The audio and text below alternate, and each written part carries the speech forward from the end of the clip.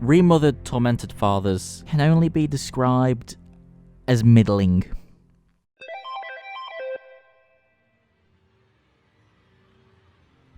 The game's core premise is basically not Jodie Foster from Silence of the Lambs runs around a manor house trying not to get killed by various killers.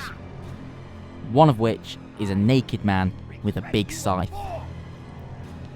If the big sharp object didn't give it away, Remothered is heavily inspired by some of the classic old school survival horrors. Primarily, Clock Tower and Resident Evil. Some of Remothered's story makes Resident Evil look subtle by comparison. That's mostly because Remothered is an Italian survival horror game. Yeah, the characters and their over-the-top actions might seem a little ridiculous to Western audiences, but it's those strange moments that really build the game's atmosphere.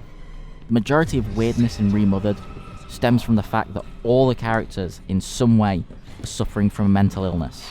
This is where Remothered can get a bit contentious. In ways I won't spoil, Remothered's depictions of certain topics does border on offensive.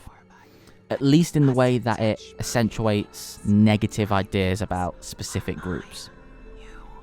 But that's not something I want to get into. My opinions on serious social or political issues shouldn't bother you. What should bother you is whether this game is worth your money or not. Remothered's gameplay isn't much to write home about. And unlike its inspiration, it doesn't warrant any replayability like a Resident Evil or a Silent Hill game might. However, it does place a larger emphasis on hide and seek over action, which is a shame. Because the hiding just boils down to running away a little, then waiting in a cupboard or under a chair. Pretty much, as long as it's the first place you'd look if you were trying to find somebody, you can hide in it. The puzzles the game offers are a little lackluster as well. I call them puzzles, but they're really just a series of fetch quests.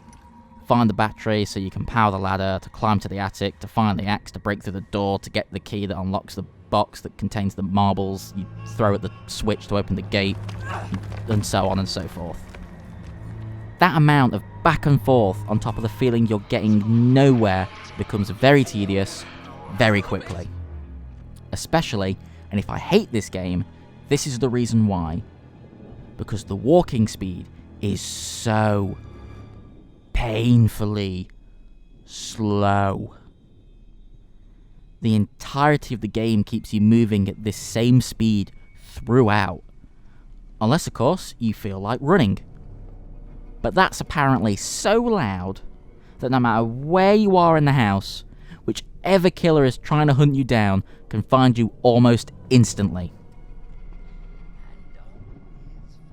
I honestly thought the first portion of this game was unbearable. If I wasn't bored out of my mind when I started playing it, I don't think I would have given this game the time of day.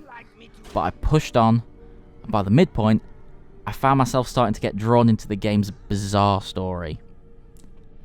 At the same time the story picks up, the gameplay starts to get a little more focused too.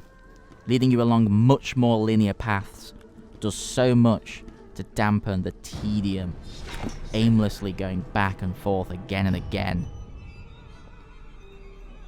While I could easily recommend Remothered Tormented Fathers to fans of older Resident Evils and Silent Hills that are looking for a new but familiar survival horror experience, I'm not sure I could easily suggest it to someone that doesn't already have a deep love for this genre. So, should you play it? I'm going to say no. The gameplay is frustratingly slow, and the narrative, while intriguing, is utterly fucking ridiculous, even for me. Unless you already love this kind of game, save your money. What's up, guys? Don't suppose you could do me a favour? I'm hiding under a chair from a psycho with a chainsaw. If you wouldn't mind giving me a thumbs up, I think that would really give me the moral support I need to get out of this situation. Thanks.